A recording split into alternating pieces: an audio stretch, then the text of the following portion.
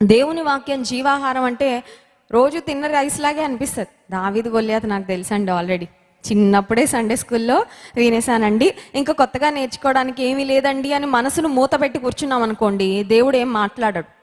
కానీ ప్రతిరోజు అదే అన్నం తింటున్నా, నీకు అదే అన్నము, అదే కూరగాయలు, అదే మటను, అదే చికెన్ ద్వారా ఎలా ఆరోగ్యం బలం వస్తుందో నీ దేహానికి, దేవుని వాక్యం ఒకవేళ లేఖన భాగాలు ఆల్రెడీ మనం చదివి ఉండొచ్చు చాలాసార్లు, ఆల్రెడీ మనం వినుండొచ్చు చాలా ప్రసంగాలు. కానీ ఈరోజు నీ పరిస్థితికి తగిన వాక్యము ఈరోజు తన సేవకుల ద్వారా దేవుడు మాట్లాడతాడు. ఆమేన్.